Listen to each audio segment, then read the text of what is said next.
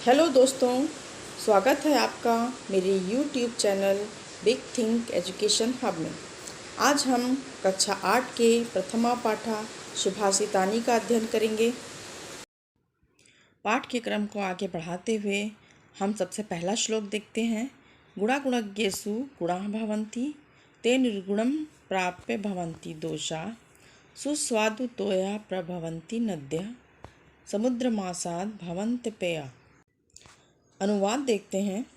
गुण जब तक गुणी व्यक्ति के पास होते हैं तब तक वे गुण ही होते हैं, परंतु जब वे निर्गुण अर्थात गुणहीन के पास चले जाते हैं तो वे दोष बन जाते हैं।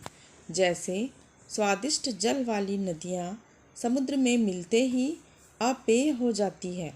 अपेय का अर्थ होता है पीने योग्य नहीं होना।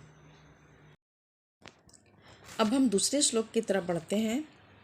साहित्य संगीत कला विहीनः साक्षात् पशु पुच्छ विषाणहीनः तृणं न खादन्नपि जीवमानः तद्भाग ध्येयं परमं पशूनाम्। अनुवाद की तरफ बढ़ते हैं। साहित्य संगीत कला आदि से रहित व्यक्ति बिना पूंछ और सींग वाला साक्षात पशु है। वह घास ना खाकर भी जीवित है। यह उन पशुओं के लिए सौभाग्य की बात है। अगले श्लोक की तरफ हम बढ़ते हैं। लुब्धस्य नश्यति यशः पिशुनस्य मैत्री नष्टक्रियस्य कुलम अर्थपरस्य धर्मः विद्याफलं व्यसनिनः कृपणस्य सौख्यं राज्यं प्रमत्तसचिवस्य नराधिपस्य। तो दोस्तों, हम इसका अर्थ भी समझ लेते हैं, इसके अनुवाद को अच्छी तरह समझ लेते हैं।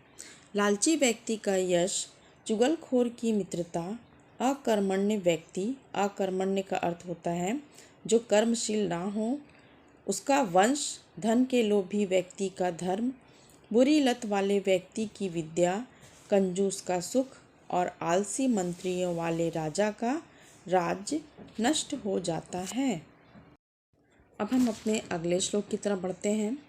पीत्वा रसं तु कटुकं मधुरं समानं माधुर्यमेव जन्येन मधुमक्षिकासौ सन्तस्थैव संसज्जन् दुर्जनानां श्रुत्वा वचः मधुसूक्तरसं सृजन्ति।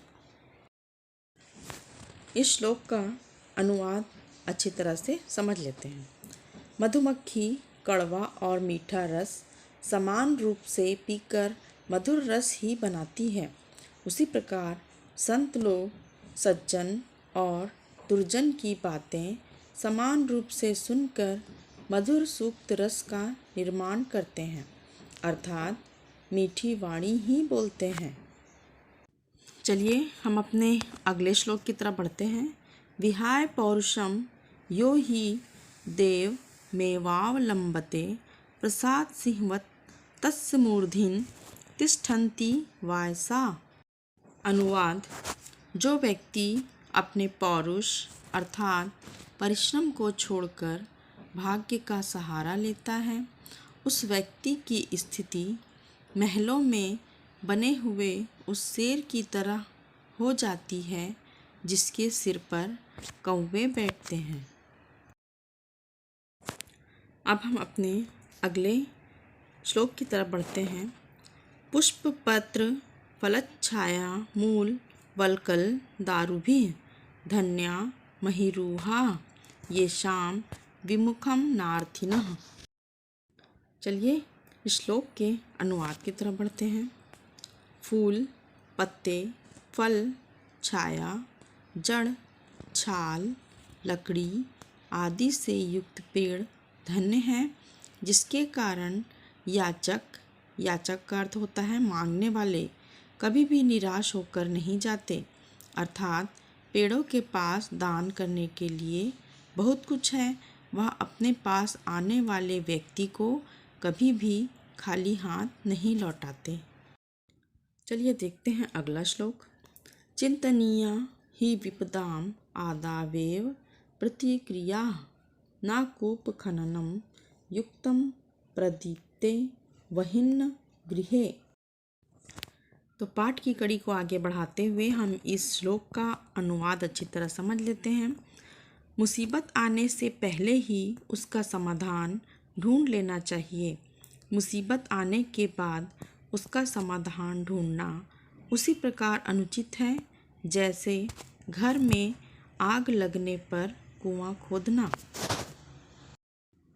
तो दोस्तों, आज यहीं पर हम अपना पाठ को समाप्त करते हैं। और आपको मेरा वीडियो कैसा लगा प्लीज़ कमेंट करें, और ये भी कमेंट करें कि आप किस तरह का वीडियो चाहते हैं। अगर वीडियो अच्छा लगा हो तो प्लीज़ लाइक करें और मेरे चैनल को सब्सक्राइब करें।